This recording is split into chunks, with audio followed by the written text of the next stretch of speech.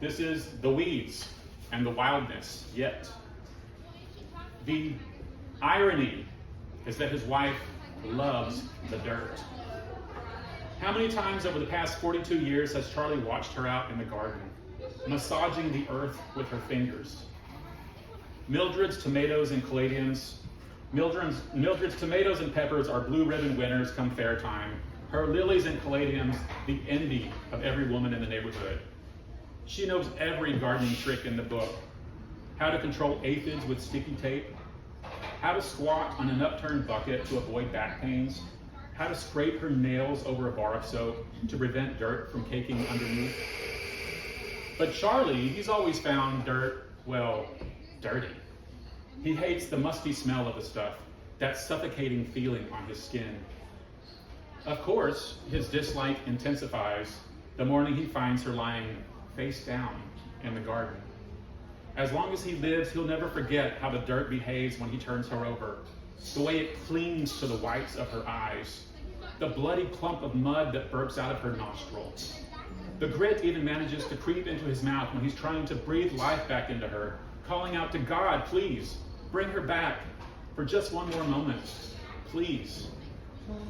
But God doesn't work like that, not in real life. At the burial, he watches family and loved ones drop handfuls of dirt onto the casket. A lump forms in his throat while he tries to imagine her in there, quiet and tranquil, with her arms folded tightly against her chest, the way she often slept at night. How long, Charlie wonders, until the body of the woman he loves disintegrates? How many years until the rains and erosion soften the casket walls, until the wet earth surges in to clean her again, dust to dust, like the preacher says? The thoughts gain momentum, quickly becoming too much to bear. Stop, he shouts, surging forward, wrestling the bucket away from the attendant. It's his brother, Sidney, who pulls him away, leads him to the back of the car, and holds him until he stops shaking. Sidney stays with him the next several days, insists on keeping watch. Charlie doesn't make it difficult. He spends most of his waking hours on the sofa, watching TV.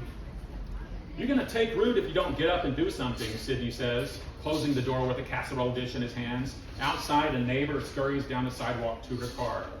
Wish they'd leave me alone, Charlie says. Careful what you wish for, Sidney says. As for me, I'm not leaving until you're better. He does leave eventually, when he gets bored of leftovers, just like Charlie knows he will. Back in 30, Sidney says, jingling his car keys. You okay? Go, Charlie says, ushering him out, locking the door behind him.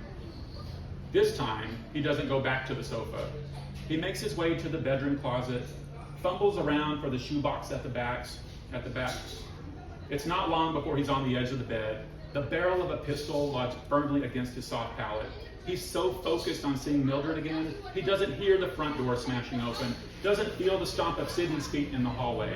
There's a brief struggle, but it ends with Sidney bear-hugging Charlie to the ground for the second time in as many weeks. That is the opening sequence to my first short story in this book, The Weeds and the Wildness Yet.